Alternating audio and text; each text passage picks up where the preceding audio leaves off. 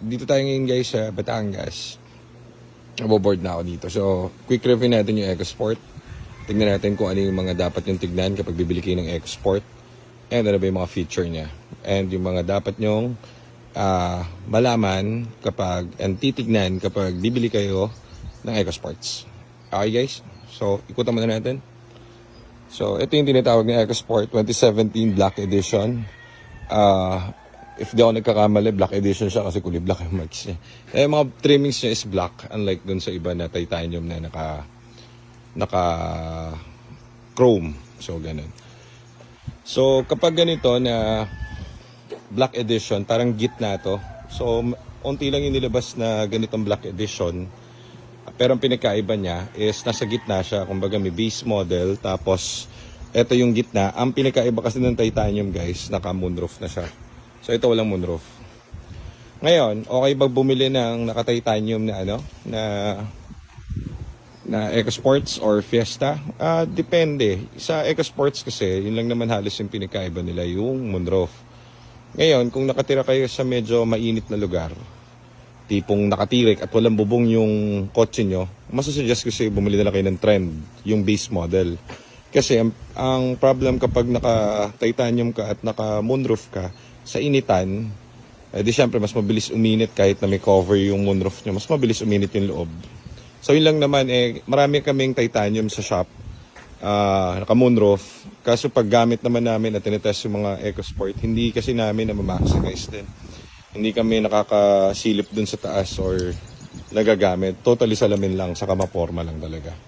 Okay, so pasok tayo sa loob.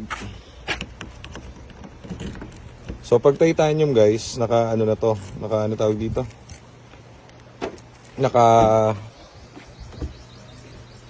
Wala na susi, kumbaga naka push start na. So ito dahil gitna ito yung black edition. Hindi pa siya push start. Yan. Tapos, di susi pa kapag black edition. May pinakaiba ba yung push start sa sa ibang models? Nasa sa iyo So, it depends kung anong preference mo talaga. So, una nyo titignan if ever nakukuha kayo kahit di sa amin, at least alam nyo kung paano nyo malaman. Kasi ang dami sa atin nag-message nga, mga nakabili ng sirang unit, mura nila na po pero sira, may mga problems. So, ngayon, obligado sila magpa-repair noon. Kasi, syempre, gumastos sila dun sa unit So, nakuha nila after a week, nasira na. So, syempre, mangyari, papagawa nila. Wala naman silang choice. Okay, so papakita ko sa inyo kung paano nyo titignan.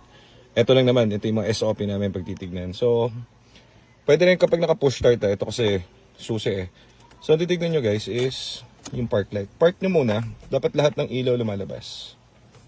Yan, kumpleto. Tapos mamamatay. Yan, lahat ng ilaw dapat meron siya. So, screenshot nyo na lang to if hindi nyo kabisado yung mga ilaw. Yan. So, nag-initialize yan. Kumbaga, nagbabato yung ECU sa mga parts niya. Tinitignan niya. Pag bumalik yung signal na yun, kapag pinalabas ng ganon, dapat pagbalik dun sa ECU is mag-o-okay, mag-initialize yung mga module niya. Kasi yung katulad dun sa Fiesta natin, di ba, meron dito parang pinatay na ilaw, minodify para madaya. So, ganon yung una natin tinitignan. Kailangan kompleto yung ilaw, parang ganyan.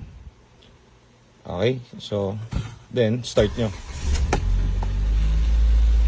High rev sa umpisa, mag-automatic yan. Dapat bababa yan. Yan. Actually, kapag sa magandang EcoSport, ang titignan nyo lang naman lagi is manibela. Ito, kung wala kayong OBD. Kapag pud-pud na kasi to, itong gilid na to, mararamdaman nyo naman So, titignan nyo yung mileage kung akma. So, ito 52,000. Ito medyo sabagay, medyo gitna pa lang yun pero naalagaan talaga siya. May kita mo dun sa kulay ng plastic. Yan diba? Iba yung kulay ng iba hindi dahil black edition to. Parang lang siya, kumbaga nakadami na ng car wash, dami na ng punos na ganyan, nagkakaroon na siya ng mga gas-gas. So ito talaga makikita mo yung freshness niya. Ito naman yung mga gilid, nakita mo yung may mga alikabok dyan. So ito talagang naalagaan ng maigi. Ganun siya. Tapos, syempre, titignan mo shifting. Preno mo. Yan. So, working.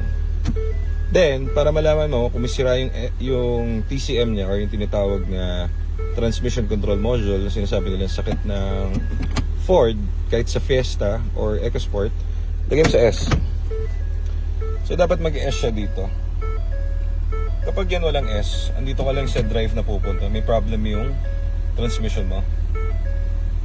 Or, sira yung TCM mo. Ganun lang yan.